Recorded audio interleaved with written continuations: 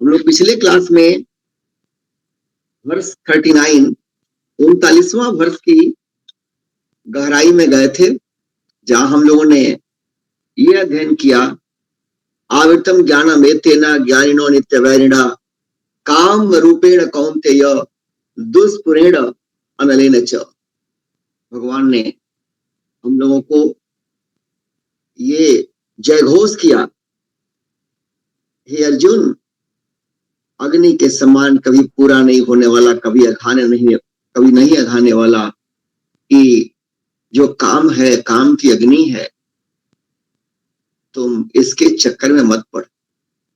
ये ज्ञानियों का मतलब विवेकियों का विवेक ढक लेता है।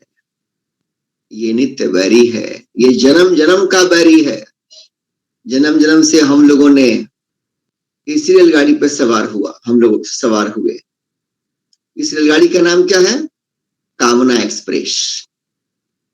जन्मों जन्मों से, पता नहीं हजार जन्म की, लाख जन्म की, करोड़ जन्म, कितने जन्म हम लोग हो चुके हैं, और सब जन्म में एक ही थी हम लोग की गाड़ी, कामना एक्सप्रेस।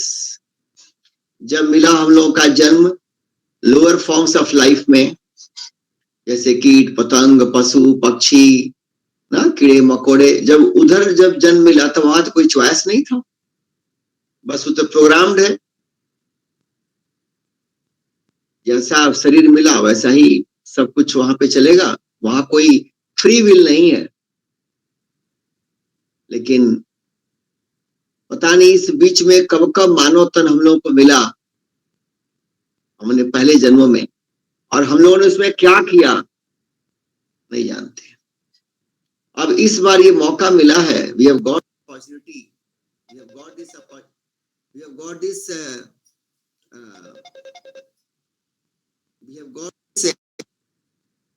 incredible opportunity, अद्भुत अवसर मिला है पुनः एक बार मानव तन, जहां पे हम साफ कर सकते हैं अपना मन को साफ करने का और कोई जोनी है ही नहीं। जो मन को नहीं साफ करेगा वो अपने आप को कैसे माफ करेगा? भगवान माफ कर दें, ब्रह्मा जी माफ कर दें, उससे काम बनेगा नहीं। पहले मुझे अपने आप को माफ करना पड़ेगा, और अपने आप को माफ करने का मतलब है कि अपने मन को साफ करना। मन में जब तक नहीं है सफाई, तब तक कुछ भी काम ना आई, क्योंकि मन में जब रहेगा गंदगी तो काम ना आएगी बंदगी। लाख पूजा पाठ कर लें, कुछ भी कर लें, मन की गंदगी जब तक है, बंदगी रंग नहीं लाएगी। जैसे घर में खूब बढ़िया आपने सोफा सेट और सारा सेट लगा लिया, बढ़िया साफ व्यवस्था कर लिया, इन घर में गंदगी है, खूब बढ़िया आपने लग्जूरियस चीजें, जितना एकदम बढ़िया बेड, बढ़िया सोफा सेट, बढ़िया टेबल कुर्सी, बढ़िया फर्नीचर, बढ़िया लाइट्स लगा लिए, इन घर में गंदगी है, घर में मजा नहीं आएगा। घर तो बहुत बढ़िया बना लिया आपने, सामान भी खूब महंगा महंगा डाल लिए, लेकिन गंदगी है, तो उस घर में बंदगी क्या होगी? बंदगी तो बहुत दूर की बात है।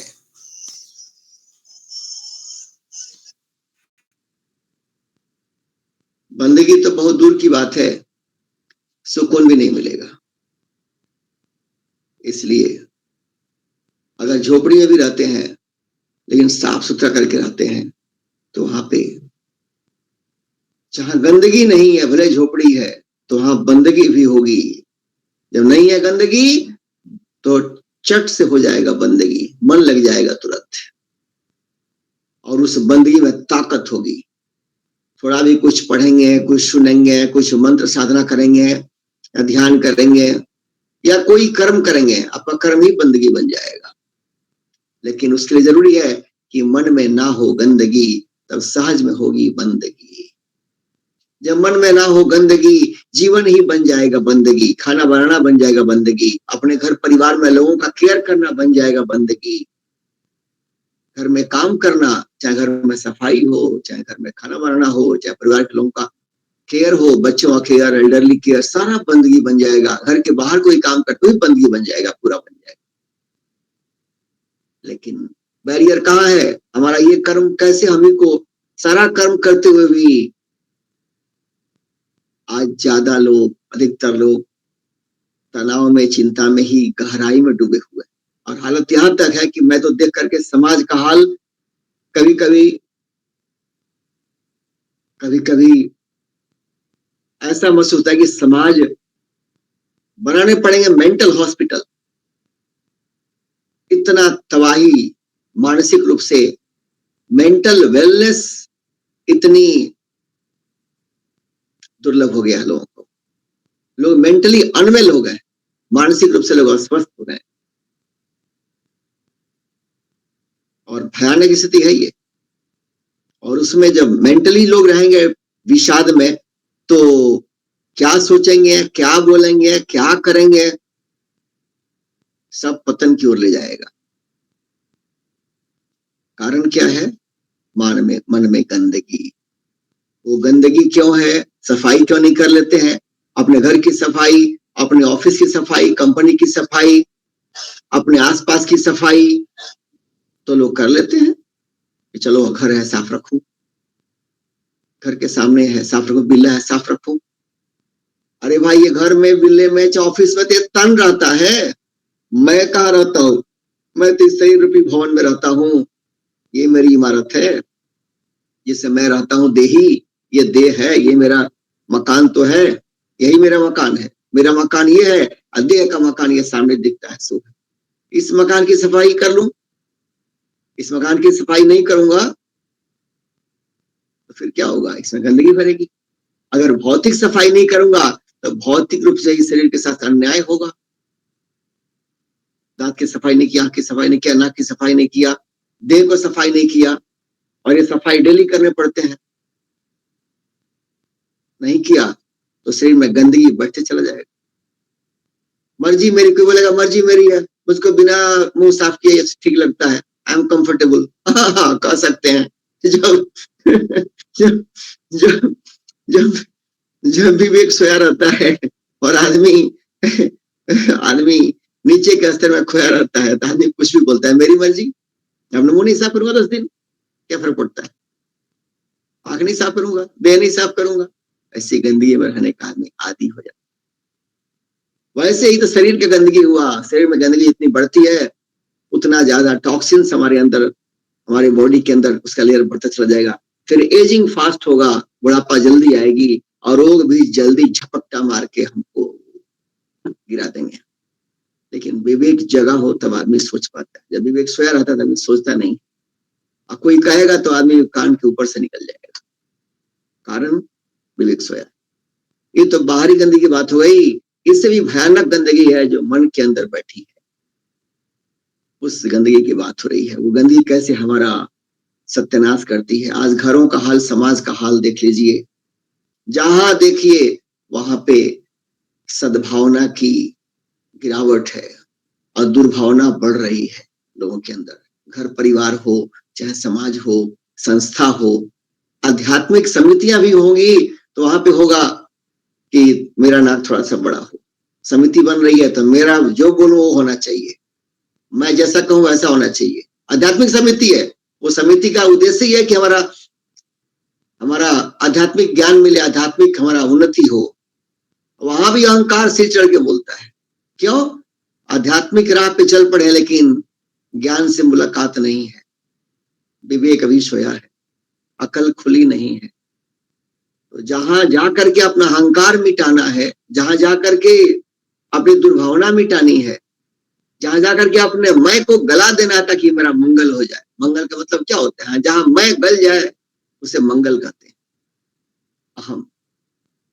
अहम गल जाए। लेकिन आध्यात्मिक या भक्ति वाले समितियों में भी, उस समूह में भी लोगों की नाक लड़ती है। मैं बोलूं से होना चाहिए, मैं ऐसा कहा होना चाहिए। कारण मन में गंदगी है। निवारण क्या है? चलिए चर्चा करते हैं। ये भगवान बता रहे हैं 40 श्लोक जो अब हमारे सामने है। भगवान कह रहे हैं कि निवारण का श्लोक ये है, इंद्रियाणि मनः बुद्धि अस्य अधिष्ठानम् उच्यते एषः इति ज्ञानम् आवृत्य देहिनम् विमोह्यति। इंद्रियाणि मनः बुद्धि अस्य अधिष्ठानम् उच्यते एषः इति ज्ञानम् आवृत्य देहिनम् विमोह्यति। भगवान कह रहे हैं, अर्जुन, गंदगी जो मन के अंदर है, उस गंदगी का जो रूट कॉज है, जो मनुष्य को गंदगी में ले जाती है, चाहे गंदगी में ही फंसाए रखती है, वो हम लोग पिछले क्लास से पढ़े थे। उस गंदगी का नाम है काम। 39 से पढ़े थे। जो काम रूपी गंदगी है, हम लोग बेहद चर्चा किए थे पिछले क्लास में। जो काम रूपी गंदगी है, वही मनुष्य को पतन में ले जाती है, वही मनुष्य को नीचे गिराती है। कितना बड़ा डिग्री आप देख सकते हैं आज के जमाने में, बड़ा बड़ा डिग्री, बड़ा बड़ा पद, बड़ा बड़ा सैल्यूट जिनको मिलता है, जिनको समाज बड़ा कहता है। मैं ऐसे कितने बड़े लोगों के संपर्क में आया हूं और यही पाया हूं, जितने बड़े उतने सड़े। बहुत ऐसा उदाहरण देखा हूं, बाहर से बड़े अंदर से सड़े। सब ऐसे नहीं है, लेकिन यूजुअली मिल जाएगा। बाहर से बड़े हैं, डिग्री बड़ी है, पद बड़ा है, काम भी समाज के अंदर में बड़ा बड़ा कर रहे हैं, लेकिन जब करीब पहुंचे तो अंदर से सड़े, मतलब अंदर गंदगी है। सब ऐसे नहीं है, लेकिन बहुत लोग ऐसे हैं। बाहर का हाइट, बाहर की ऊंचाई, कोई ऊपर बाहर से शरीर से सुंदर है, डिग्री उसकी बहुत डिग्री का अंबार है, पद बहुत बढ़िया है, धन खूब है, ऐशो आराम है, लोग सलामी करते हैं, मान सम्मान है। ये देख करके ही नहीं मानना चाहिए कि आदमी बहुत बढ़िया होगा, बिल्कुल नहीं। बहुत कई बार देखा हूं, जितने बड़े उतने सड़े, अंदर गंदगी। भगवान कहते हैं कि आखिर इंसान क्यों गंदगी की तरफ जाता है, क्यों उसमें डूब जाता है, क्यों अपना उत्थान नहीं करता है। भगवान कहते हैं गीता में 6वें अध्याय में, तो शंकराचार्य कहते हैं, उद्धरेत आत्मा, तो अपना उद्धार करो, न विनाश मत करो, न आत्मानम अवसादयेत। अरे तो पैदा हुआ अपना उद्धार करने के लिए। उद्धार तब होगा जब तुम्हारा सुधार होगा। तुम्हारा उद्धार मैं नहीं करूंगा, मैं भगवान हूं, तुम खूब पूजा पाठ करते हो, मंत्र जाप करते हो, चलो मैजिक कर दिया, जादू कर दिया, ऐसा नहीं है। जादू नहीं है, अपना उद्धार करना होगा। उद्धार का मतलब सुधार है। जैसे सुधार मीरा ने किया, जैसे सुधार प्रहलाद ने किया, सुधार ध्रुव ने किया, नचिकेता ने किया, तमाम संत महंतों ने, भक्तों ने किया है। अपना सुधार करे, अपना उद्धार करे। कैसे होगा? भगवान कहते हैं कि जो गंदगी में ले जाने वाला बड़ा शत्रु है काम, उसको मारना पड़ेगा, उससे संगत तोड़नी पड़ेगी। उसको मारना मतलब उसे संगति तोड़ दो और गाड़ी की दिशा मोड़ दो।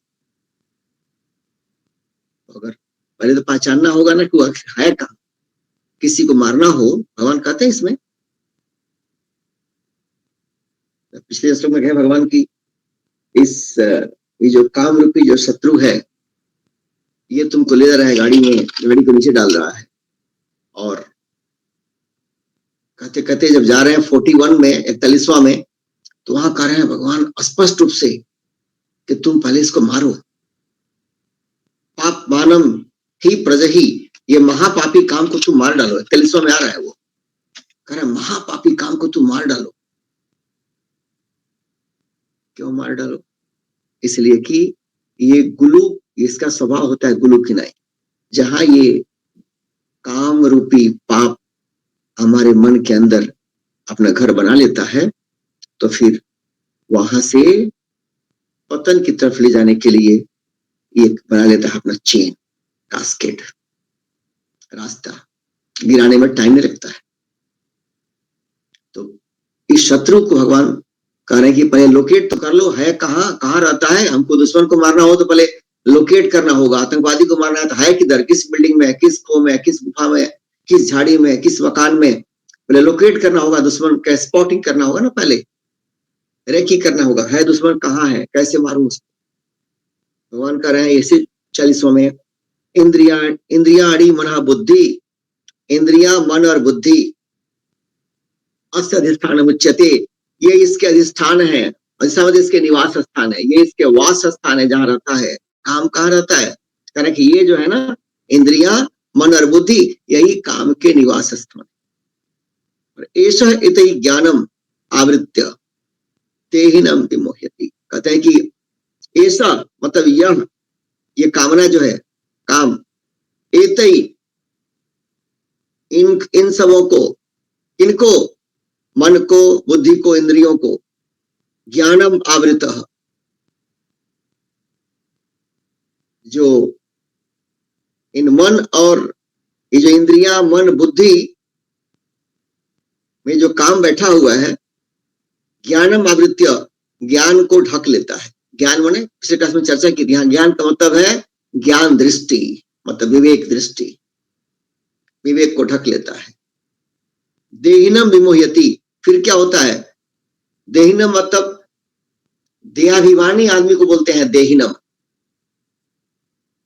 जिस व्यक्ति में देहाभिमान हो, मैं, ये मेरा, मैं हूं, मैं शरीर हूं, ये मेरा शरीर है, जिसके अंदर मैं और मेरा हो, शरीर मैं हूं, शरीर के रिश्ते नाते, शरीर के दौलत,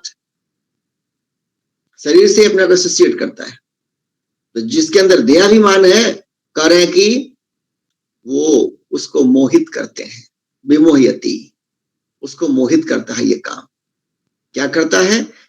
जिनके अंदर देहाभिमान है, ध्यान से सुनिएगा, बहुत सूक्ष्म बात है। ये काम कैसे बनाता है मुझको अपना गुलाम। एक बार बन गया काम के गुलाम, हमारी सोच बिगड़ेगी पहले, फिर हमारे बोलने का जो कम्युनिकेशन स्किल है वो खराब होगा, कम्युनिकेशन स्टाइल। जब हमारी काम यहाँ बैठता है तो सोच बिगड़ती है, सोच बिगड़ा और जुबान उसके बाद बिगड़ेगा। जहां जब जिससे जैसा बोलना चाहिए वैसा नहीं बोलेंगे, उल्टा सुल्टा बोलेंगे।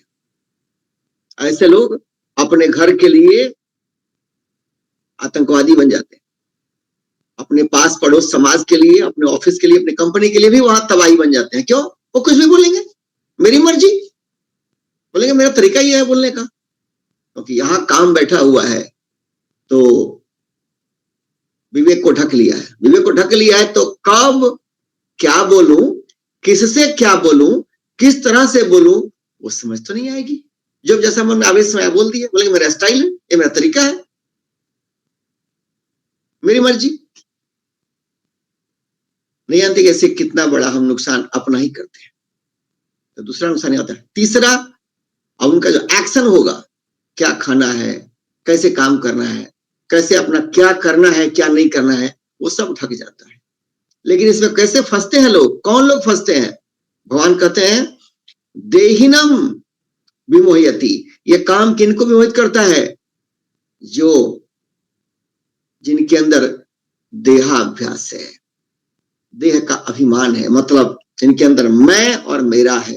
देखो, मैं तो डॉक्टर हूं, मैं प्रोफेसर हूं, मैं कलेक्टर हूं, मैं एसपी हूं, मैं मंत्री हूं, मैं संतरी हूं, मैं विधायक हूं, मैं फल्ला हूं, मैं धनी हूं, मैं पैसे वाला हूं, पावर वाला हूं, हमको तो सलामी मिलती है, बहुत नाम मेरा है, मैं सुखी हूं, मैं भोगी हूं, मैं तो सबसे संपन्न हूं, मेरे रिश्ते इतने अच्छे अच्छे घरों में है। इतना मैं और मेरा का बाजार बनाए हुए हैं ये देहाभिमानी लोग, इसके चक्कर में फंसते हैं। उन्हीं को मोहित कर पाता है काम। आप मेरा इशारा समझ रहे हैं?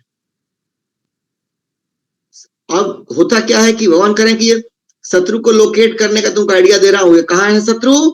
इसका ये जो निवास करता है ये मन में, इंद्रियों में और बुद्धि में। ठीक है, तीन इसका मेन लोकस है। और चूंकि हमारे अंदर जड़ बुद्धि है, हमारे अंदर भोग बुद्धि है, हमारे अंदर शिवो हम वास्तव में हूं, लेकिन जीवो हम, मैं तो जीव हूं, मैं तो इंसान हूं, मैं तो आदमी हूं, मैं तो ब्राह्मण हूं, मैं तो क्षत्रिय हूं, मैं तो फलना हूं, मैं तो ऊंचा हूं, मैं नीचा हूं, मैं बड़ा अफसर हूं, मैं तो छोटा आदमी हूं। इस देहाभिमान की मैं में फंसे रहते हैं। तो ये देहाभिमान की मैं में फंसे रहेंगे जितना अधिक लो लेवल पे हमारी सोच होगी अपने बारे में, अहम ब्रह्मास्मि, ये मेरा सबसे सुंदर सोच है, शिव हम, मैं शिव हूं, सबसे सुंदर सोच है, ये तो ऊंची सोच है। नीचे सोच में रहेंगे, संसार का जो उपाधि लगा लेंगे अपने ऊपर, और तब मैं शरीर हूं, शरीर को रोग हो गया तो मैं रोगी मानता अपने आप को, शरीर का जो जुड़ा हुआ धन है वो बढ़ गया तो धनी मानता हूं, शरीर से जुड़ा हुआ जो बैंक अकाउंट है, बैंक अकाउंट पे जो नाम है वो किसका है? नाम है अखिलेश कुमार, बैंक अकाउंट फला फला। जो से पैसे है तो शरीर के से नाम जुड़ा हुआ है। मैं तो अनामी हूं, शिवोहम। तो शरीर से जुड़े हुए जो भी चीजें संसार की है, उनमें जितना अधिक संग लगता है, जितना अधिक उसमें आदमी उलझता है, जितना उसे जुड़ता है, उतना क्या होगा? उतना ज्यादा संसार की तरफ खिंचाव होगी। इसलिए ये जो काम का जो मेन लोकस है वह रहता है अहम में। हमारी जो अहम है, अहंकार है, मैं और मेरा है, मैला जो हमारा अहंकार है, जो इग्नोरेंट आई है, मूर्ख आई है, उसके कारण ये अधिक भाव देता है संसार की चीजों को। और जब अधिक भाव देगा तो इंद्रियां उधर खींच के जाती हैं। इंद्रियां खींच के जाती हैं, फिर इंद्रियां मन को खींचती हैं। और फिर बुद्धि चूंकि काम से ढका हुआ है, तो बुद्धि में प्रकाश नहीं है, अंधेरा है। इसलिए मन कहता है बुद्धि को, हमारे साथ चलो तुम भी, तो बुद्धि उधर ही झुक गई। ऐसी आदमी फंसता है। तो हम जान लें कि काम का निवास स्थान जो है वो मेन ये रहता है, मूल निवासी इसका कहाँ है? इसका जो मेन लोकस है या फोकस है वो कहाँ है? वो है अहम में, अपने अहंकार में, अपने झूठे मैं हूं शिव, अपने को जीव मान लिया। मैं हूं सच्चिद आनंद आत्मा, लेकिन अपने को मान लिया हूं शरीर। मैं तो नर हूं, मैं नारी हूं, मैं स्त्री हूं, मैं पुरुष हूं। ये तो संसार में प्रारब्ध के हिसाब से ऐसा शरीर मुझे मिला है, जैसा प्रारब्ध था वैसा शरीर मिला है। और शरीर से जुड़े हुए रिश्ते, अच्छा संसार का रंगमंच मिला है, जिससे अपने कर्मों को करना। ये समझ तो ठीक है कि अभिनय रोल प्लेयर का हमको ये मिला इक्विपमेंट, लेकिन मैं शरीर हूं और शरीर के रिश्ते मेरे हो गए, इसमें जो जकड़ जाता है तो फिर उसका अहंकार जड़ता में बढ़ गया, उसका आई जो है लो लेवल में चला गया। अब यही जो अपना माना हुआ जो झूठा अहम है, वास्तव में शास्त्र कहता है कि तत्वमसि, you are that, you are divine. शास्त्र कहता है। शास्त्र तो हम पढ़ते नहीं है, पढ़ते हैं तो सुनते नहीं, सुनते हैं तो गुनते नहीं, गुनते हैं तो उसको हीरे मोती चुनते नहीं। शास्त्र से हम दूर हो गए, इसलिए मजबूर हो गए। तो शास्त्र पढ़ेगा उसको संसार क्या डरा पाएगा? शास्त्र जो पढ़ेगा और वास्तव में उसका रस पिएगा गहराई में जाकर के, संसार की सारी शक्ति आ जाए, फिर भी उसको डरा नहीं सकती, क्योंकि उसके अंदर निर्भयता पैदा होगी। सबसे पहले कोई फायदा होता है शास्त्र पढ़ के? निर्भयता, fearlessness, free from any kind of fear. वो डर से भाग जाता है। डर सताएगा नहीं उसको। किताब के, क्योंकि ये शास्त्र पढ़ने से हमारे अंदर संस्कार की उपज बढ़ती है, अच्छे संस्कार की। अच्छे संस्कार की जो उपज है वो गीता का 16वां अध्याय पढ़े। स्टार्टिंग क्या है? अभयम सत्व संशुद्धिम ज्ञान योग व्यवस्थिति दानम दमश्च यज्ञश्च स्वाध्याय तप आर्जवम।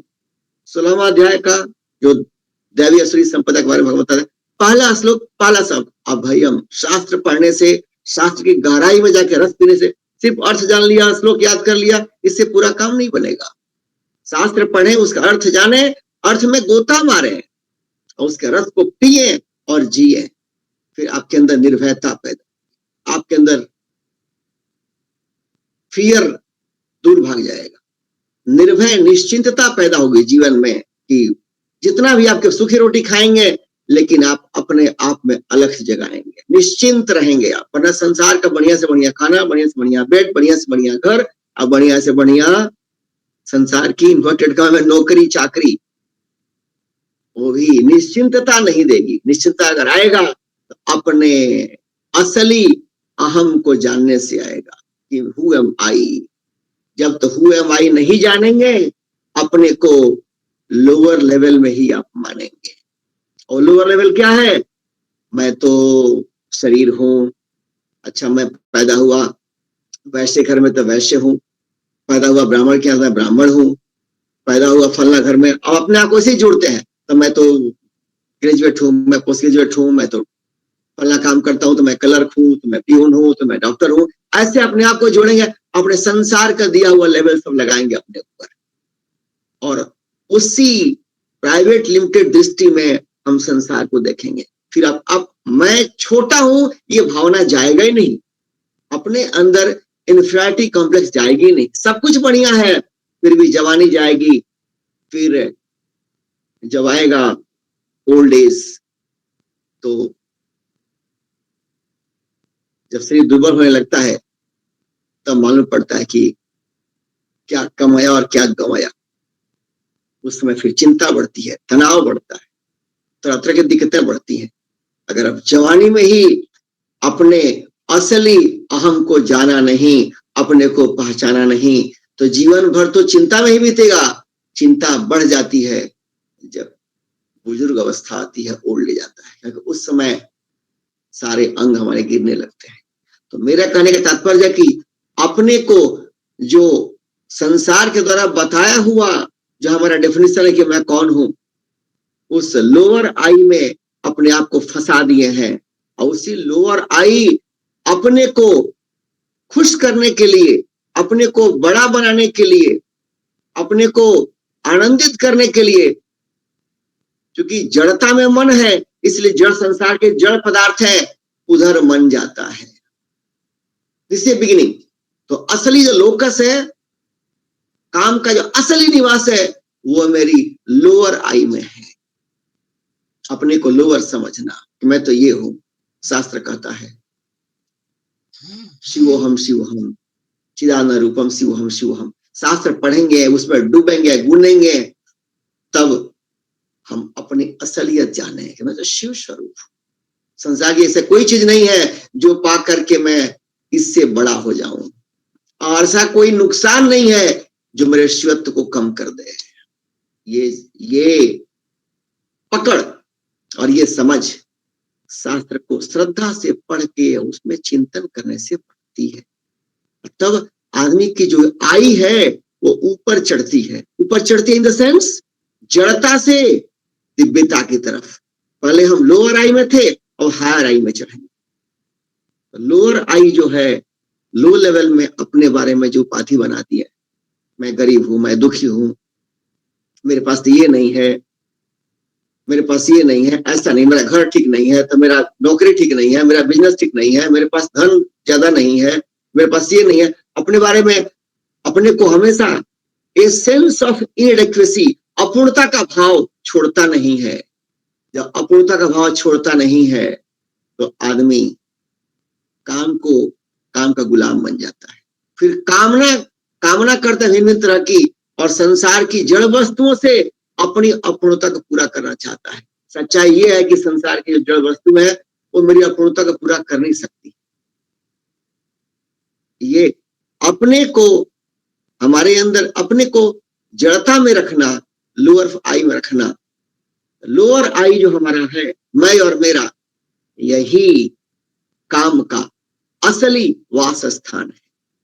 और यहां से अपनी अपूर्णता के कारण, अपूर्णता का भाव जो है अविद्या के कारण, इसके कारण वो संसार में ढूंढता है कि सुख मिल जाए किसी रिश्ते से, या सुख मिल जाए लोग मेरी बात माने उससे, या सुख मिल जाए संसार में पद पाने से, या सुख मिल जाए जीवन में अनुकूलता पाने से, लोग मेरे अनुकूल चले सुख मिलेगा।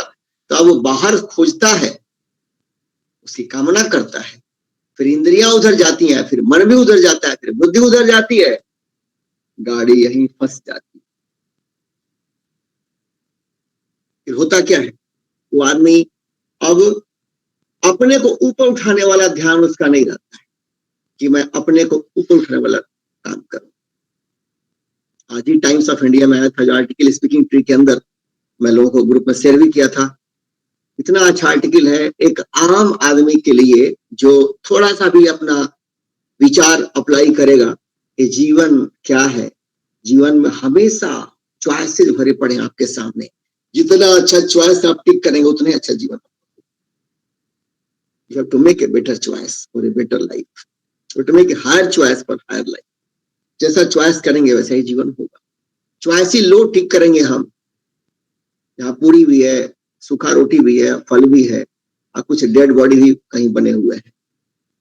ठीक है, तो फल भी है, मिठाई भी है, डेड बॉडी भी है और चिप्स टिप्स भी है। तो जैसा हमारा लेवल होगा, जैसा संस्कार होगा, जैसी वासना होगी, वैसा ही फूड के टेबल पर फूड उठाऊंगा।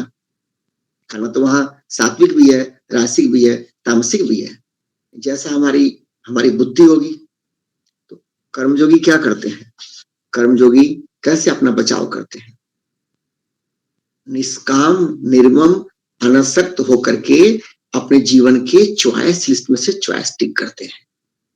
जो कर्मयोगी होते हैं मतलब जो चाहते जो थोड़ा भी जग गए हैं कि हमको संसार में वो लूडो का गेम खिलाई, सांप सीढ़ी की तरह से, वो सांप कैसे सांप के पास जाता है लूडो का वाला वो खेलने वाला, तो फिर आदमी गिरता है नीचे। तो हमको नीचे नहीं गिरना है। हमको अपने जीवन में जो भी कर्म ऐसे ऐसे करूं कि मैं ऊपर उठता जाऊं। ऊपर उठता मतलब संसार का जो ये नौटंकी वाला ऊपर उठना है, जितना बड़ा फ्लैट, जितना अधिक घर, जितना अधिक पैसा, जितना अधिक सलामी, जितना अधिक मान, उतना ऊपर, ये नहीं, ये संसार का ये मूर्खता है। हमने वैल्यू सिस्टम हम बिगाड़ दिया।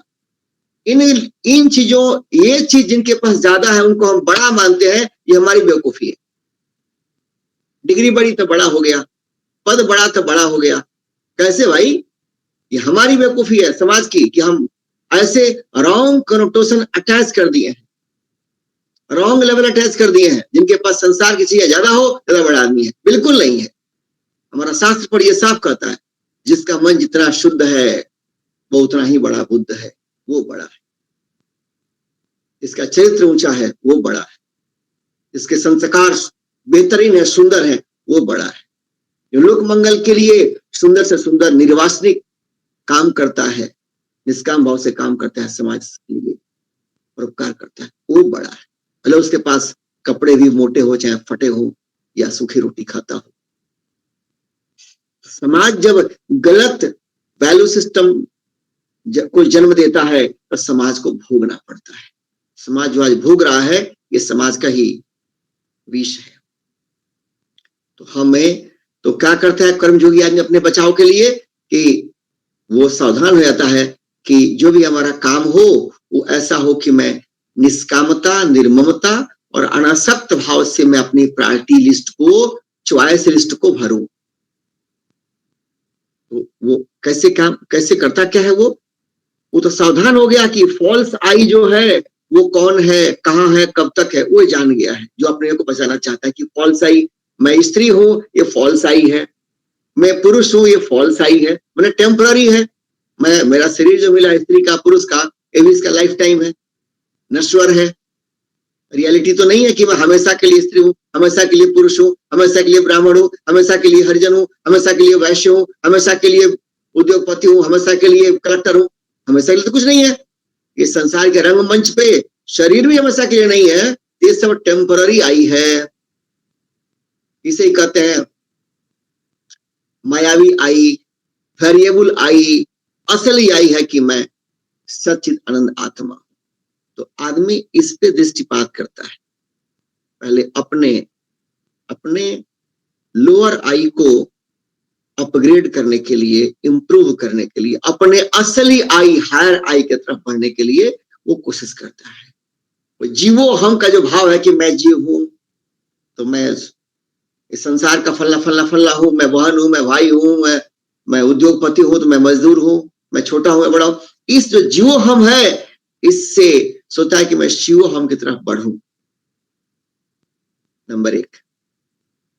दूसरा, वो ये भी जान गया है कि अशांति के मार्ग में मेरे मन में शांति नहीं है, मेरे मन में शांति नहीं है, मेरे मन में आनंद नहीं है, उत्साह नहीं है। ये बहुत बड़ा रोग है और समाज इस रोग से ग्रसित है। इसलिए मैं कहता हूं, गीता पढ़ो, गीता पढ़ो, गीता पढ़ो भाई, मन के विषाद सकल मिट जाए। मन का विषाद अगर मिटाना है तो गीता से बढ़कर, गीता के पहले या गीता के बाद ऐसा अचूक दवा कुछ भी नहीं। मन का विषाद मिटाना है, बस गीता ही औषधि है, गीता ही औषधि है, गीता औषधि केवल। कोई बोलेगा अखिलेश जी रामायण बिल्कुल, रामायण में वही ज्ञान है जो गीता में ज्ञान है। मैं गीता इसलिए कोट करता हूं कि रामायण में कहानी के माध्यम से वो दिया गया है, तो कहीं कहीं सरल है समझने में, लेकिन उसमें चीजों को प्रेजेंट किया गया है संसारिक चीजों को मिला करके। रामायण समझने में, सुनने में मधुर है, सरस है, लेकिन कई जगह उसमें कंफ्यूजन होगा। इसलिए और गीता पढ़ते हैं तो गीता टेक्निकल बुक है, हाईटेक बुक है, जो उसमें कहीं कोई कहानी नहीं है और टू द पॉइंट हर चीज को क्लैरिफाई करते हैं भगवान। थोड़ा सा गीता का बैकअप अगर है, गीता पढ़े हुए हैं, तब रामायण में गोता मारना भी आसान होता है। स्टार्टिंग रामायण से भी कर सकते हैं, करना भी चाहिए, ताकि उसकी बुनियाद बन जाती है। रामायण पढ़ने से थोड़े वैल्यूज हमारे क्लियर हो जाते हैं, और उसके बाद से गीता शुरू करें। और गीता पढ़ लिया है, अब तो रामायण में डूबेंगे तो माय गॉड, लगता है कि रामायण अमृत का सागर है, भर लो जितना बड़ा गागर है। रामायण तो रामायण है, इन गीता जो है वो संक्षेप में गागर में सागर है। हमारी शांति के मार्ग में जो कामना रूपी शत्रु है, अजगर है, जो हमारी शांति को खा रहा है, हमारे अंदर तनाव को बढ़ा रहा है, लोग विषाद में, डिप्रेशन में लोग जा रहे हैं, चाहे वो बुजुर्ग हो, चाहे जवान हो, स्त्री हो या पुरुष हो। महाभारत क्या कहता है, क्या करें फिर? महाभारत में ये बात आई है शांति पर्व में, वहां ये बात समझाया गया है, काम बंधनम एवं एकम नान्य दस्ती है बंधनम, काम बंधनम मुक्तो ही ब्रह्म भूयाय कल्पते। जगत में कामना ही एकमात्र बंधन है, इससे बड़ा कोई बंधन नहीं है। जो कामना के बंधन से छूट जाए, अपने ब्रह्म भाव को पा लेता है। क्योंकि हमारे अंदर जो कामना रूपी जो शत्रु बैठा हुआ है, जो हमारे विवेक को ढक लिया है, और फिर हमको जो करना चाहिए नहीं करते हैं, नहीं करना चाहिए वो करते हैं, जीवन इसी से पतन की तरफ जाता है। जहां जब जैसे जैसे बात करना चाहिए, जहां जैसे कर्म करना चाहिए, हम कर्तव्य कर्मों से वंचित हो जाते हैं, और जो अकर्तव्य कर्म है, जो नहीं करना चाहिए, उसमें लग जाते हैं। तो हम फिर चले जाते हैं लोअर आई में, गिर जाते हैं, और अपने ब्रह्म भाव में, शिवो हम में आने के लिए हमें काम रूपी शत्रु को पहचानना होगा। वरना होता क्या है, हम जान गए कि काम रूपी शत्रु, इसका अधिष्ठान मेन है मैं और मेरा जो झूठा अहंकार है, जो झूठी मोच है, लोअर आई जो है, उसमें काम रूपी शत्रु बैठा हुआ है। और फिर वो आगे क्या करता है मैंने बताया। तो फिर ये ऐसे ही समझ लें, अगर हमने काम रूपी शत्रु को हैंडल नहीं किया तो हमारा हाल कैसे होता है। दुर्योधन, काम रूपी शत्रु दुर्योधन की राय डिक्टेट करेगा, इंद्रियों को ले जाएगा, पहले मन को भी ले जाएगा, फिर बुद्धि भी उधर चली जाएगी। दुर्योधन क्या करता है, अनकंट्रोल्ड होकर के जो करना चाहिए वो नहीं करता है, जो नहीं करना चाहिए वो करता है, जो बोलना चाहिए वो नहीं बोलेगा, नहीं बोलना चाहिए वो बोलेगा।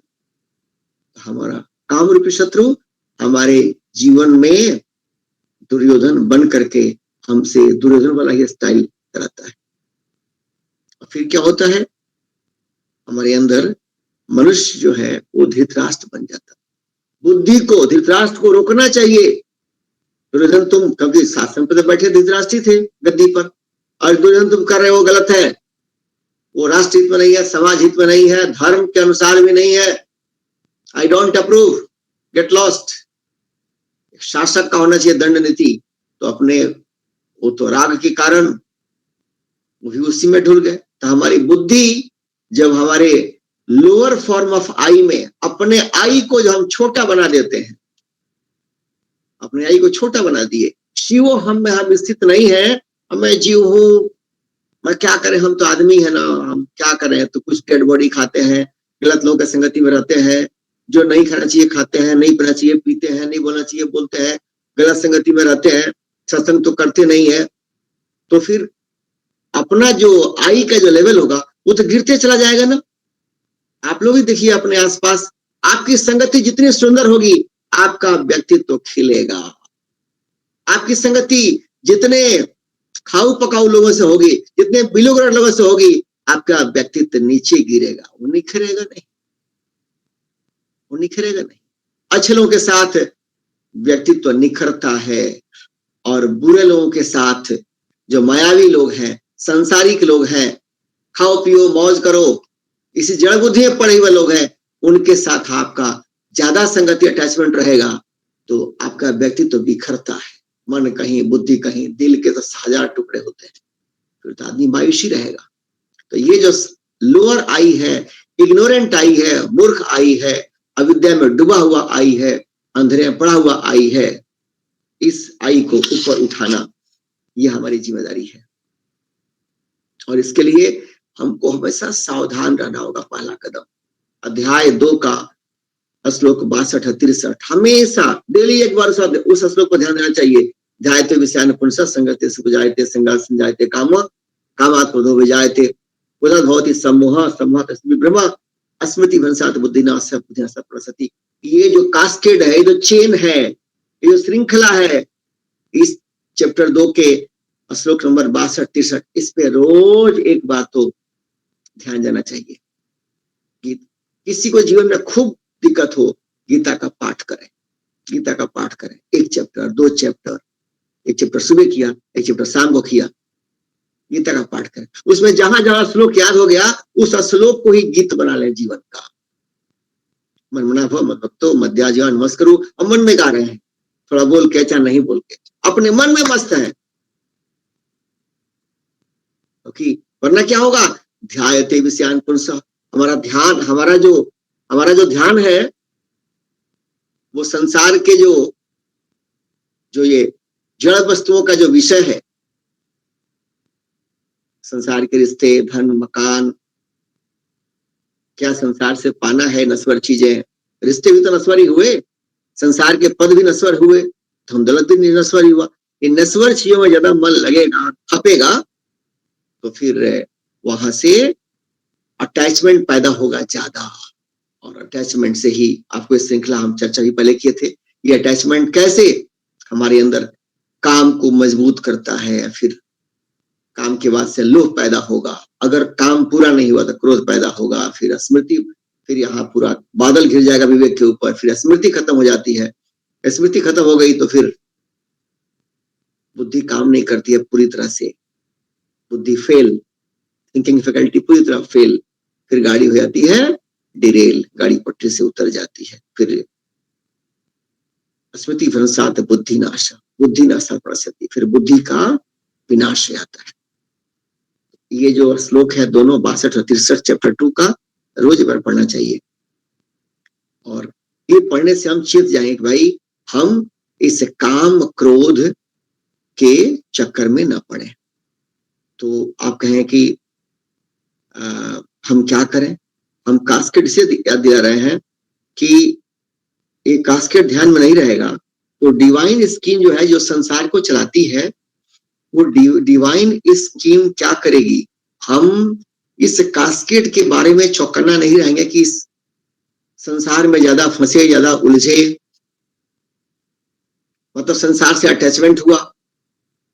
अब आजकल शादी सब का ना, शादी विवाह का ये सब मौसम है, तो लगन बहुत ज्यादा है, तो आए दिन सुनिए लोग बोलेंगे हाँ आज तो हम जा रहे हैं शादी में, शादी आए दिन सुनिए हम पहला शादी में जा रहे हैं, जाइए भाई, क्या दिक्कत, कोई दिक्कत नहीं है, लेकिन ये सुनना दुर्लभ रहता है, आज मैं सत्संग में जा रहा हूं।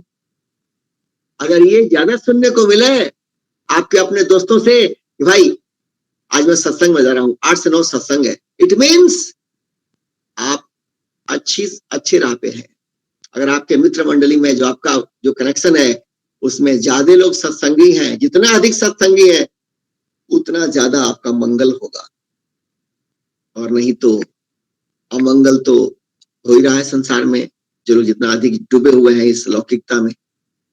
और डिवाइन स्कीम क्या करती है, जब लो डिजायर, जब हम अपने लोअर आई में रहेंगे, कामना मजबूत रहेगा मन के अंदर, और कामना इस रूप में आता है, और कुछ नहीं तो दूसरे के बच्चों को देख करके सोचेंगे मेरे बच्चे भी ऐसा करते, उनके घर में जो लोग हैं मेंबर्स वो तो भाई ठीक ठाक है, मेरे यहाँ मेंबर्स ठीक नहीं है, ये तरह तरह के कंपैरिजन मन को सताता है, परेशान करता है इंसान को। अरे उनके ऑफिस में तो प्रमोशन खूब मिल रहा है, अब मैं इतना अच्छा काम करता हूँ, नहीं मिल रहा प्रमोशन मुझको। ये सब कंपैरिजन, संसार से पाने की भूख, संसार से अनुकूलता पाने की भूख और प्रतिकूलता से भागने की भूख, ये दोनों क्या होता है हमारे ऊपर असर। हम अनुकूलता आए और प्रतिकूलता जाए, हम इसी इंतजार में समय गंवा देते हैं और हमको जो करना चाहिए नहीं करते, कि जबकि सच्चाई है कि डिवाइन डिसीजन के तहत हमारे जीवन में अनुकूलता आएगी, पूछ के नहीं आएगी, नहीं आएगी। अनुकूलता आएगी तो पूछ के नहीं आएगी, हमारे कर्मों के कनेक्शन से आएगी। वैसे ही प्रतिकूलता आएगी तो पूछ के नहीं आएगी, हमारे कर्मों के कनेक्शन से आएगी। और प्रतिकूलता आती, अगर प्रतिकूलता को अगर हम जग गए, सत्संग के प्रभाव से जग गए, तो प्रतिकूलता हमारे लिए वरदान बन जाती, मनी बाय गारंटी है एकदम, इसको आप जान सकते।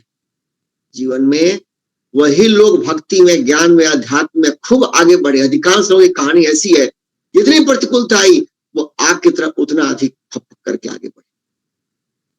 प्रतिकूलता अध्यात्म में, भक्ति में ऊपर उठाती, चाहे मीरा हो या कुंती हो, प्रहलाद हो या ध्रुव या नचिकेता हो, चाहे अन्य हो। अधिकतर लोगों की कहानी है प्रतिकूलता, प्रतिकूलता हमारा भलाई करती है, बशर्ते कि प्रतिकूलता आई हम अंतर्मुखी हो जाए। प्रतिकूलता आई तो हमारे दो चॉइस है, हो जाओ अंतर्मुखी, चाहे हो जाओ दुखी। प्रतिकूलता आई, अंतर्मुखी हो गए तो या तो प्रतिकूलता जल्दी चली जाएगी, अथवा हम अंतर्मुखी हो गए तो प्रतिकूलता का प्रभाव हम पे कम से कम पड़ेगा, चाहे नहीं पड़ेगा।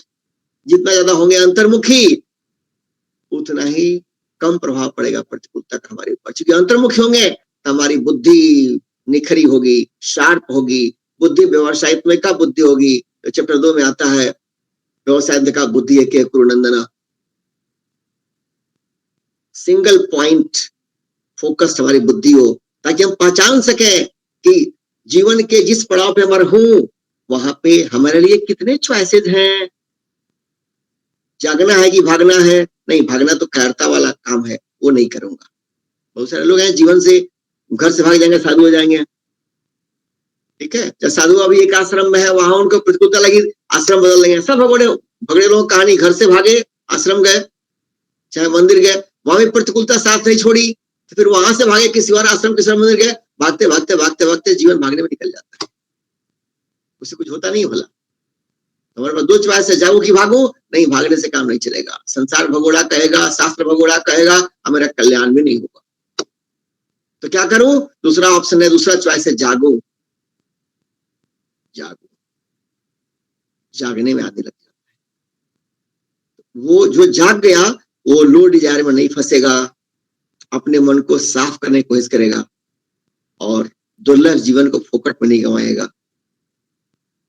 तो क्या करेगा? एक चीज बता रहे हैं आपको, जैसे मालिक कोई हो और उसके पास कोई नौकर हो, नौकर बढ़िया नौकर है, प्रतिष्ठित नौकर है, मालिक ने उसको फटकार के निकाल दिया, तिरस्कार करके निकाल दिया, अब दोबारा नौकर खोजने में मुश्किल हो गई, क्योंकि वो बात फैल जाती है, इनका तो नौकर था, बहुत बढ़िया था लेकिन मालिक उसका अपमान किए, निकाल दिए।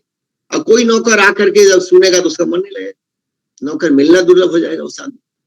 वैसे ही कोई बढ़िया नौकर हो और कोई बढ़िया नौकर है और मालिक का अपमान करके निकल गया, नौकर ने मालिक का अपमान करके, तिरस्कार करके निकल गया। अब दोबारा उस नौकर को पुनः मालिक मिलना मुश्किल होगा, अच्छा मालिक, क्योंकि बात फैल जाती है, ये नौकर है, फलना जगह बहुत बढ़िया सेठ है, बहुत बढ़िया कंपनी वाले हैं, लेकिन देखो उनको ऐसे तिरस्कार करके और अपमान करके निकला, बात फैल जाती है, दीवार के भी कान होते हैं। तो फिर उसको मुश्किल आती है अच्छा नौकरी पाने के लिए।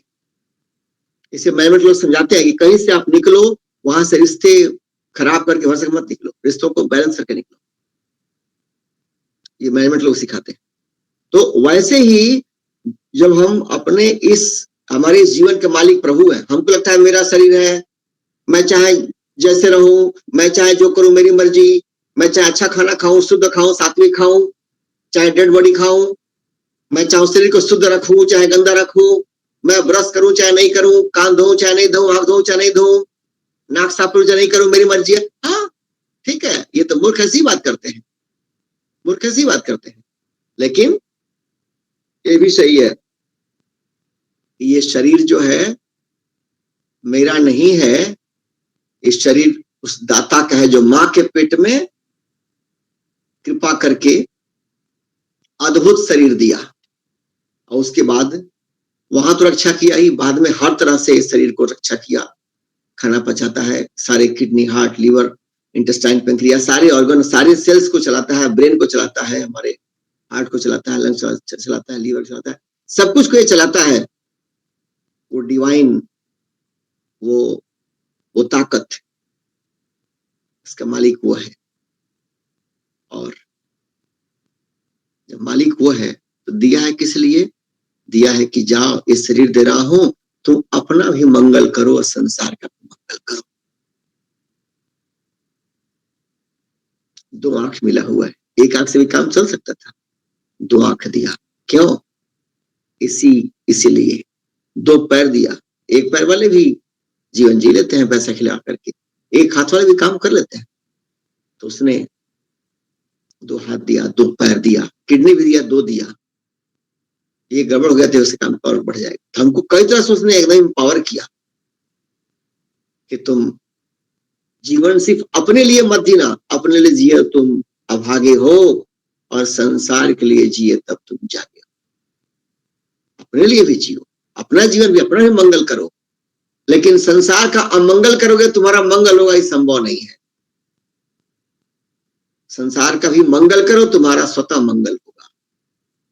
जब ये भाव अपने मन के अंदर आएगा तो हमारा कल्याण होगा, वरना क्या होगा?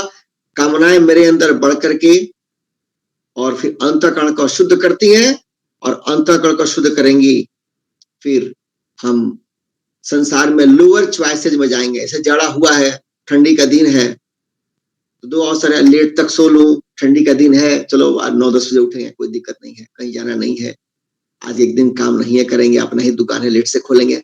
चॉइस हमारे पास दोनों था, ठंडी भी है तो क्या दिक्कत है, समय से उठ करके अपने रूटीन में रहूं। मान लो मैं दुकान पर नहीं जाता हूँ, या दुकान मेरा है, थोड़ा लेट भी जाऊंगा चलेगा, लेकिन देर तक सोए रहने से अपना समय गवाऊंगा मैं।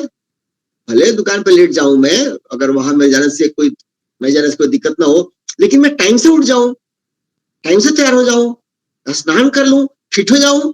ये शरीर उसने दिया है, तो इस गाड़ी को, शरीर रूपी यंत्र को ठीक ठाक रखना, फिजिकली, इमोशनली, इंटेलेक्चुअली इसको प्रेजेंटेबल रखना, इसको अप टू डेट रखना, फिट रखना, ये मेरी जिम्मेदारी है। एक ये चॉइस हो गया, हायर चॉइस, कि नहीं हमको कोई कहीं नहीं जाना हो, फिर समय से उठकर तैयार एकदम, हायर चॉइस। लोअर चॉइस, कहीं जाना है, आराम से, आज स्कूल बंद है, चाहे 10 बजे उठेंगे, लोअर चॉइस। तो हर जगह जो अपने को उद्धार करने चलता है, अपने लिए हायर चॉइस चूज करता है। Life is nothing but the game of making right choice at right time by right thinking. जीवन में आप सही समय पे सही कॉल ले लो, सही समय पे सही कॉल ले लो, जीवन को आगे बढ़ाने वाला कॉल ले लो।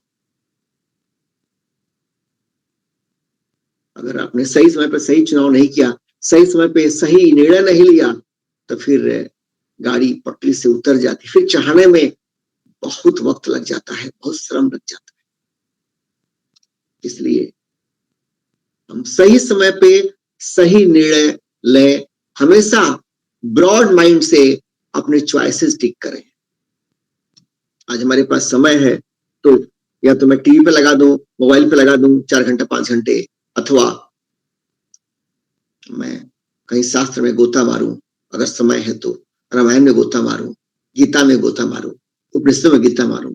बच्चों का एग्जाम हो रहा है, अभी होने जा रहा है, अगले हफ्ते से एग्जाम के बाद बच्चों को थोड़ा टाइम मिलता है, ये शॉर्ट टाइम ना, जब अगला सेशन शुरू होने के पहले, तो बच्चों के पास दो चॉइस है, कहीं घूमने चले गए, कहीं घूमने गए अपना लगे पिकनिक, एक चॉइस। दूसरा चॉइस घर में रहे अपना, खूब टीवी और खूब गैजेट्स। तीसरा चॉइस कहीं चले गए स्पिरिचुअल कैंप के लिए। तीसरा चॉइस, सोचिए, अब तीनों चॉइस का अलग अलग अर्थ है। घर में रहे और टीवी में लगे रहे तो इसका एक बहुत लो मीनिंग है। बाहर गए, घूमे फिरे, कुछ देश दुनिया देखे तो थोड़ा सा लर्निंग भी होगा देश दुनिया समाज जीवन के बारे में, थोड़ा सा बुद्धि मैच्योर होगा। उससे भी हायर चॉइस होगा, चले गए जो चीज हम हमेशा नहीं सीखते हैं, स्पिरिचुअल बुक्स, गीता, उपनिषद, रामायण, भागवत पुराण, ये सब चीज हमेशा नहीं सीख पाते हैं स्कूल में, घर में। चलो एक हफ्ते का, 2 हफ्ते का कोई एक कैंप कर लेते हैं, जिस रूप में भी संभव हो। हमारा एक जीवन के बारे में एक और बढ़िया हमारा एटीट्यूड बन जाएगा और बढ़िया जीवन दर्शन हो जाएगा। अपने जीवन में कब कैसे क्या निर्णय लेने हैं, जीवन के गाड़ी को कैसे लेके चलना है, थोड़ा और मैं पावरफुल हो जाऊंगा। तो चॉइसेस हर जगह बनानी है और सबके लिए है, चाहे घर की कोई महिला हो, पुरुष हो, ऑफिस में काम करने वाले प्रोफेशनल्स हो, सामाजिक लोग हो, राजनेता हो, अभिनेता हो, सबको चॉइसेस टिक करनी है। हमें हायर चॉइसेस भले वो मुश्किल हो, उसको टिक करना चाहिए। आखिर इसमें जोड़ क्यों, इस पर मैं क्यों बल दे रहा हूं? इसलिए कि भगवान 41वें में कह रहे हैं कि हे अर्जुन, तुम इस काम रूपी शत्रु को मारो। और मारेगा कौन? जो बलशाली होगा। दुश्मन को मारना है तो मेरी बुद्धि उससे आगे बढ़ के सोचेगी तब न मारूंगा। दुश्मन को मारना है तो मेरी बुद्धि, मेरा बल, मेरा मनोबल, मेरा स्किल, मेरा विल अगर लोअर रहेगा तो दुश्मन को विजय कैसे पाऊंगा मैं? मुझे अपने आप को एम्पावर करना है ताकि शत्रु को मार सकूं और खुद को तार सकूं। करेक्ट स्वयं भगवान, तस्मात् भरतर्षभ तम आदौ इंद्रियाणि नियम्य। भगवान इतना सुंदर ये बात कह रहे हैं, लेकिन ये एक तरह से गर्जना करके कह रहे हैं भगवान। वो ऐसे कह रहे हैं, तस्मात् इंद्रियाणादौ नियम्य भरतर्षभ पापमानं प्रजह्येनं ज्ञान विज्ञान नाशनम। भगवान कह रहे हैं ताल ठोक के, ताल ठोक भगवान कह रहे हैं कि हे अर्जुन, तस्मात् भरतर्षभ त्वम, हे अर्जुन तस्मात् इसलिए, भरतर्षभ हे भरत वंशियों में श्रेष्ठ, तुम आदौ सबसे, आदौ माने आदि में, बिगिनिंग में ही, सबसे पहले, इंद्रियाणि नियम्य इंद्रियों को बस में करो। चलिए स्वयं बता दिए कि तुम्हारा शत्रु जो काम है वो कहाँ बैठा हुआ है? वो झूठे मैं और मेरा जो छोट लोअर आई है वहां बैठा हुआ है। और ये सबसे उत्पात शुरू करता है कहाँ पे? इंद्रियों को ले जाता है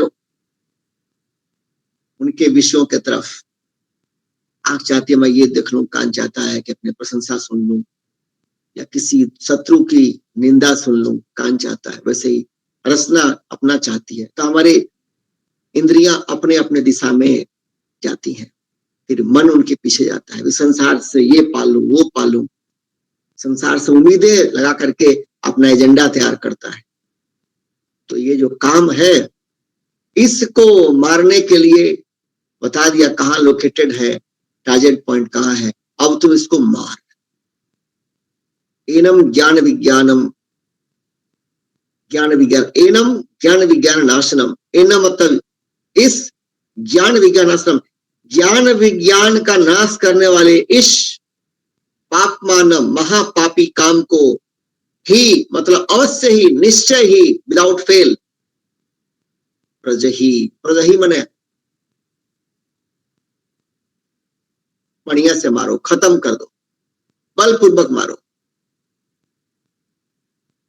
इतना अच्छा से मारो कि इसको काम तमाम कर दो। भगवान करें कि ये तुम्हारा ज्ञान विज्ञान का नाश करने वाला है। क्यों करें ज्ञान विज्ञान का नाश करने वाला? ज्ञान का नाश कैसे होगा? विज्ञान का नाश कैसे होगा? ज्ञान का मतलब यहाँ पे है विवेक, ज्ञान का मतलब है ज्ञान दर्शन। तो ज्ञान का अर्थ है यहाँ विवेक, और विज्ञान, विज्ञान का मतलब है जो ज्ञान आपके बोध में आ गया, जो ज्ञान आपके शोध में आ गया, जो ज्ञान आपके अनुभव में आ गया, उसे विज्ञान कहते हैं। जैसे हमने पढ़ लिया कि आम मीठा होता है तो ज्ञान हो गया, आम को खा लिया और उसका स्वाद चख लिया। अब कोई भी बोलेगा आम कैसा होता है, तो अब हमको आवश्यकता नहीं है पढ़ने की, मैं जान गया आम मीठा होता है। तो जो ज्ञान अनुभव में आ जाए, एसिमिलेट हो गया, वो विज्ञान का होता है। वो मेरा, अब वो ज्ञान मुझ में समाहित हो गया, मैं उसमें समाहित, उस ज्ञान में स्थित हो गया। जो जो आध्यात्मिक रास्ते पे जो अभी आप सुन रहे हैं ये ज्ञान की बातें, आप जब इससे कन्विंस हो जाए कि काम रूपी जो शत्रु है वो मेरा भला कभी नहीं करता है, काम रूपी शत्रु मेरा हमेशा नुकसान करता है, मैं सावधान रहूं, उसको वश में रखूं, उसको मारूं। आप जान गए, इस पे आप चिंतन मनन करेंगे पूरा हफ्ता और देखेंगे कि चलो इस पे कैसे कैसे कैसे बनाऊं अपना अपना स्ट्रेटजी, ताकि मैं काम का गुलाम न बनूं, काम का गुलाम न बनूं। ये जब बनाएंगे आप और जैसे से इंप्रूव करेंगे तो उसे विज्ञान कहते हैं। तो वो विज्ञान कह रहे हैं कि ज्ञान विज्ञान का नाश करने वाले इस काम रूपी महापापी को तुम मार दो। सबसे पहले इसके लिए क्या करना होगा? आदो इंद्रियाणि नियम्य, इसके लिए इंद्रियों को तुम अनुसार, नियम्य मतलब रेगुलेट करना, नियम के अंदर लाना, नियमन करना, bring the senses under control. इंद्रियों के ऊपर तुम थोड़ा सा नियम लगा दो, थोड़ा उनको संयम में ला दो। आता है ना, सरकार ले आती है नियम, चाहे प्रशासन लेके नियम लेके आता है कि आपको ऐसे फॉलो करना पड़ेगा, ये ट्रैफिक रूल है, ये बिजली बिल नहीं पे करेंगे 1 तारीख को 2 तारीख को कट जाएगा, एक नियम ला दिए तो उसको फॉलो करना है। तो ऐसे ही आप इंद्रियों को एक नियम के अंदर लाइए, एक संयम के अंदर लाइए, एक मर्यादा के अंदर उनको लाइए इंद्रियों को, क्योंकि अगर वो फर्स्ट स्टेप वही है, इंद्रियां ही भागती हैं लेकर के हमारी गाड़ी को गलत दिशा में। उसके लिए क्या करना होगा? हमें डूज एंड डोंट्स लगाने पड़ेंगे इंद्रियों के ऊपर, डूज एंड डोंट्स, क्या करना है क्या नहीं करना है। और अगर हम सावधान हो गए तो ये संभव है।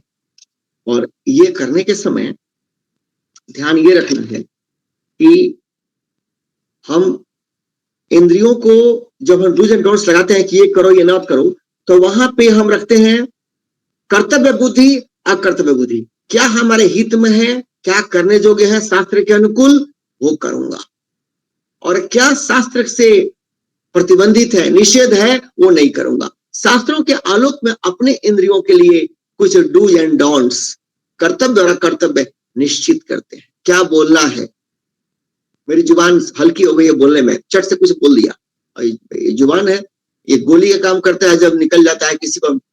भगवान कहते हैं कि अनुद्वेग कर्म वाक्यम, तुम्हारी बोली सबसे पहले ये हो कि किसी को हर्ट ना हो। सबसे पहला चीज हम बोलते हैं सामने वाले को हर्ट ना हो, वरना एकदम अनकंट्रोल बोल रहे हैं तो पता नहीं कहाँ बुलेट लगेगी, कहाँ एलजी लगेगा, कहाँ पे फायर, कहाँ पे क्या होगा, कहाँ पे कितनी आग लगेगी, यू नेवर नो, नुकसान बहुत बड़ा हो जाता है उससे। इसलिए अपने इंद्रियों को पहले अनुशासित करें, और उनको जब जो इंद्रियों को अनुशासित करेंगे वही अपने बुद्धि को प्रकाशित करेंगे। क्योंकि इंद्रियों का हमने अनुशासित कर दिया, कैसे करेंगे हम? गीता में आता है चैप्टर 18 में श्लोक 10, उसमें आता है न द्वेष्टि अकुशलम कर्म कुशलेन अनुसज्जते त्यागी सत्व समाविष्ट मेधावी छिन्न संशय। मेधावी बन के ही काम करना पड़ेगा। सुनते होंगे ना, बाप रे इनका लड़का तो बड़ा मेधावी है, बड़ी मेटोरियस है। आप सुनते हैं, अरे फलानी वो मेधावी है। भाई मेधावी का डेफिनेशन वो नहीं, मेधावी का डेफिनेशन वो तो बाहर जाए थे, पाश्चात्य परिभाषा है जो अंग्रेज दिख रहे गए। असली परिभाषा शास्त्रों का यह है, मेधावी कौन है, मेरिटोरियस कौन है, किसका मेरिट बहुत ऊंचा है।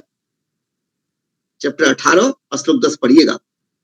जो न द्वेष्टि कुशलम कर्म, ऐसे कर्म जो मेरे लिए शुभ कर्म हो, जो मुझको जीवन में उठाए, जिससे मुझे शांति मिले, संतोष मिले, जिससे मेरा बुद्धि और कुशाग्र बने, मेरा मन निर्मल बने, ऐसे कर्म, शुभ कर्म, जो जिससे मेरा पुण्य भी बढ़े, ईश्वर की भक्ति बढ़े, संसार से राग टूटे, ईश्वर से मेरा राग ताना बाना मजबूत हो, संसार से राग टूटे, ईश्वर से मेरा राग बढ़े, इसे हम वैराग्य कहते हैं। ये बढ़े, विवेक की जगह वैराग्य बढ़े, मेरा ज्ञान बढ़े, मैं लोअर आई से हायर आई की तरफ चलूं। जो भी ऐसे कर्म करते हैं जो हमारे इस दृष्टि से हमको हमारी मदद करते हैं, उसे कहते हैं शुभ कर्म, उसे कहते हैं शुभ कर्म। तो कुशले न अनुसज्जते, कहते हैं कि जो शुभ कर्म है उनमें आसक्ति न हो, और जो अशुभ कर्म है उनमें अनासक्ति न हो। अशुभ में अनासक्ति, न द्वेष्टि कुशलम कर्म, भले अशुभ कर्म हो लेकिन उनसे द्वेष न हो।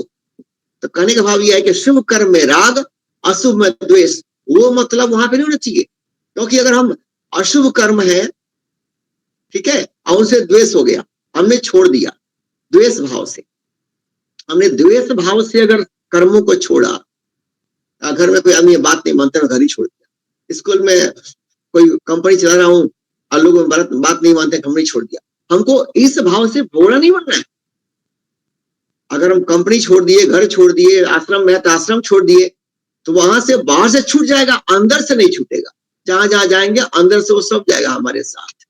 वो द्वेष बुद्धि बना रहेगा, छोड़कर आया द्वेष बुद्धि बना रहेगा। तो करना क्या है, हमको ये देखना है कि जिन कर्मों के करने से हमारे अंदर प्यूरिफिकेशन यदि बढ़िया हो, हमारा ज्ञान बढ़ता हो, विवेक बढ़ता हो, हमारे अंदर योग बढ़ता हो, हमारा कर्म कर्म योग बन जाए। और ये कैसे मालूम पड़ेगा, शास्त्र को तस्मात् आता ना गीता में 24वां श्लोक है, तस्मात् शास्त्रम प्रमाणम ते, शास्त्रों को प्रमाण मान के। और वहां पे क्या शास्त्र के अनुकूल करने योग्य है, क्या नहीं करने योग्य है। जैसे शास्त्र कहते हैं कि अगर आप माँ है तो अपने बच्चों के प्रति प्यार भी हो, और बच्चों जहां आंख दिखाना है वहां आंख भी दिखाओ, ठीक है। वैसे ही आप अगर बाहर काम करते हैं तो भले ही आपको थोड़ा कष्ट होता हो और पैसे कम मिलते हो, लेकिन वो करने से आपको संतोष होता हो, आपका मन निर्मल रहता हो, तो ज्यादा बढ़िया चॉइस है, सिवाय कि गंदगी में हाथ डाले हुए हैं आप खूब पैसे आ रहे हैं। तो अपने चॉइसेस को हम जैसे जैसे अपग्रेड करेंगे, बढ़िया करेंगे, हम धर्मप्रिय बन जाएंगे, हम मर्यादित बन जाएंगे कि नहीं, हमको वही काम करना है जो धर्म की दृष्टि से, नैतिकता की दृष्टि से, शास्त्र की दृष्टि से उचित है। ऐसे अपने कर्तव्य अकर्तव्य का डेफिनेशन, एक एजेंडा, एक लिस्ट अपने लिए आप तय कर लेंगे। इंद्रियां किधर लेके जाती है, मन किधर लेके जाता है, मन इस पे मैं नहीं भागूंगा, हमें क्या करना चाहिए मैं उस पे जाऊंगा। भगवान कहते हैं इसमें कि जो अगर हम नहीं सुधरेंगे और काम के गुलाम बने रहेंगे तो इससे हमारा ही नुकसान नहीं होता है। मन में जो लोअर कामनाएं होती हैं, जैसे अब अपने को साफ रखना है तन से, एक चॉइस है, चलो जैसा है वैसा है, क्या दिक्कत है।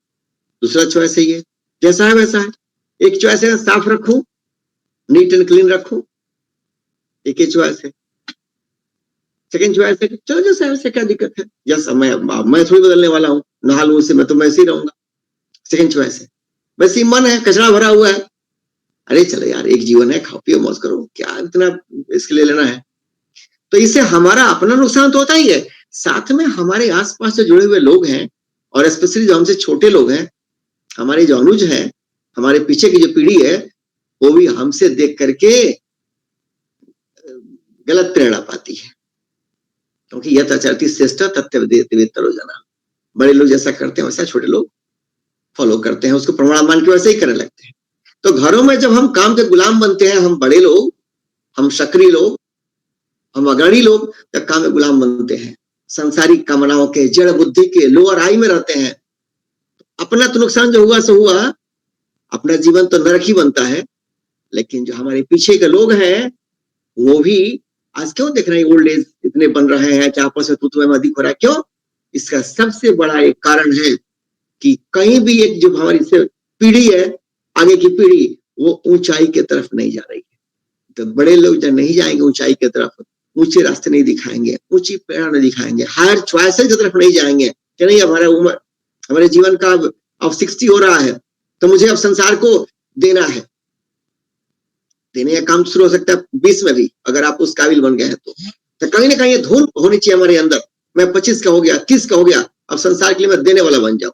जो हमारे पास है हम देना शुरू कर दें। देने से क्या होगा, पाने की भूख कम हो जाएगी। अगर हम देने लगे में देख मुझे खुशी मिलती है, ज्ञान है ज्ञान दीजिए, बुद्धि है बुद्धि दीजिए, पैसे है तो पैसे दीजिए, अपना जो है देने लगिए। देने से आपके अंदर रिचनेस का अनुभव होता है। आपके अंदर रिचनेस का अनुभव होगा तो फिर लोअर आई जो आपकी है वो हायर आई में आने लगेगी, क्योंकि आप वास्तव में रिच हैं, आप वास्तव में ऐसे धनी है कि संसार की कोई ताकत आपको उससे अधिक धनी बना नहीं सकती। आप अल्टीमेट रिच हैं। जैसे एक अंगुली है, कोई फैक्ट्री बना के देगी नहीं, एक हाथ कोई फैक्ट्री बना के देगी नहीं, नाक कोई फैक्ट्री बना के देगी, आंख कोई फैक्ट्री बना के देगी, हार्ट कोई फैक्ट्री बना के देगी, लंग्स, लीवर, किडनी, हाथ, पैर, हे भगवान इस कीमत लगाइए इसका। संसार के किसी बड़े से बड़े धनी में चाहे शक्ति में ताकत नहीं जो आपको दे सके किसी भी कीमत पर। आपके पास ऐसा धन है। सोचिए, मैंने उदाहरण एक दिया, ऐसे मेरे पास बहुत उदाहरण, ऐसा चीज मिला हुआ है आपको और इससे वंडरफुल आप काम करते जीवन में। सारी प्रतिकूलता हो, घर वाले बात नहीं मानते हो, पड़ोस वाले सुनते नहीं हो, समाज के लोग सुनते नहीं हो, कंपनी ऑफिस या जिस धंधे में भी आप हो, जिस काम में भी आप हो, जिस जीवन की भूमिका में हो, वहां कोई नहीं सुनता हो, सब प्रतिकूल है, फिर भी ये इसको आपने ठीक रखा है, तन मन को बुद्धि को ऑर्डर में रखा है। You can do wonders in life and wonders starts जब आप देना शुरू करते हैं। क्योंकि जब तो आपको आप पाते रहेंगे, हम लोगों के यहाँ एक बन गया एक मानसिकता कि बच्चों जन्मदिन पर गिफ्ट दे दो, ये पाश्चात्य है।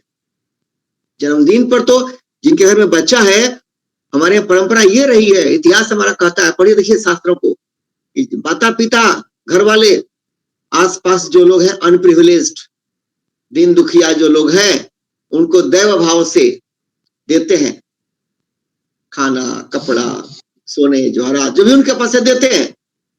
बच्चों जन्मदिन पर, जन्म हुआ तो बच्चों का उल्लास मनाते हैं, जन्म हुआ, बेटा हुआ, बेटी हुआ, फलना हुआ, नाती हुआ, पोता हुआ, देते हैं। ये पाश्चात्य गंदगी आ गई, जन्मदिन आ गया, बच्चे का हर साल जन्मदिन मनाओ और गिफ्ट पाओ, दो और लो, इससे क्या भला होता है? कुछ भला न देने वाले को होता है न लेने वाले को होता है। जिनके पेट भरे उनको खिलाते हैं। जबकि हम ये स्पिरिट पैदा करें, जो बच्चों को जब देते हैं तो उनके अंदर the sense of seeking the gift from others keeps increasing. उनके अंदर पाने की, इस जन्मदिन पर मामा हमको ये दिए थे, फूफा हमको ये दिए थे, हमारे चाचा हमको अंकल वो फलना चिल्ला ये दिए थे, अगले जन्मदिन देखिए क्या मिलता है। दे स्टार्ट कंपेयरिंग, उनको ये मिला, हमको मिला, हमको ये नहीं मिला। एक कंपेरिजन है, बच्चे इन्फीरियरिटी कॉम्प्लेक्स से शिकार हो जाते हैं।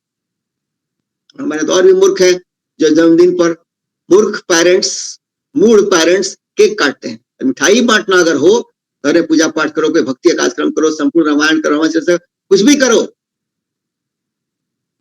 लड्डू गणेश जी के चढ़ा लो। लड्डू का हमारे ऑस्पिशियस क्या है, किस भगवान क्या देखे हैं कि केक वाली परंपरा है, किस भगवान का? किसी का नहीं है। लड्डू चढ़ाओ, बतासा चढ़ाओ, लड्डू में है कि हाँ उसमें दाने से बना हुआ है, तो लड्डू देते हैं तो उसका एक मैसेज है। एक लड्डू में कितने दाने हैं, सारे दाने मिल करके लड्डू बना है। लड्डू के दाने बिखर गए, लड्डू का कोई कीमत नहीं। वैसे जब लड्डू देते हैं तो उसका मैसेज होता है कि हम घर के रूप में, परिवार के रूप में संगठित रहे, आपस में। लड्डू चढ़ाने का, बनाने का वो मतलब है, खाने का, खिलाने का वो मतलब है। हमारे शास्त्रों में, हमारी परंपराओं में सब कुछ का एक साइंटिफिक वैल्यू है, बहुत दूरगामी वैल्यू उसका है, दूरदर्शन है हमारा सनातन संस्कृति। वैसे समाज में बांटते हैं जब लड्डू, तो संदेश है, इसका कण कण, इसका हर जो ग्रेन्यूल्स हैं इसके सब आपस में एक दूसरे के साथ कोहेसिव हैं। वैसे हम समाज में भी कई परिवार मिलकर के, अपार्टमेंट में कई परिवार मिलकर के कोहेसिव रहें, उससे सबका भला होगा। केक काटो कल्चर, केक और उससे काटो, काटो और बांटो, ये हम तो बचपन से ही बच्चों के सामने करते हैं प्रदर्शन, फिर हमारे घर में काटना और बांटना ही होगा। फिर जो बुजुर्ग हैं वो छटपटाएंगे, तो आज नहीं तो कल बच्चे उनको काट के अलग कर देंगे, क्या आप वहां रहिए, हमारे पास जगह नहीं है। हम ये केक कल्चर ऐसे ऐसे कितना फालतूगिरी करते हैं। कहने का भाव ये है कि हम जब देना शुरू करते हैं तो हमारे अंदर, अपने अंदर जो हम रिचनेस है, हम हैं धनी, उसका अनुभव नहीं है। जब देना शुरू करते हैं तो धन्यता का अनुभव होता है। जब धन्यता का अनुभव होता है तो फिर काम सताएगा नहीं और अपने पीछे आपको लेकर। फिर अगली चर्चा हम करेंगे,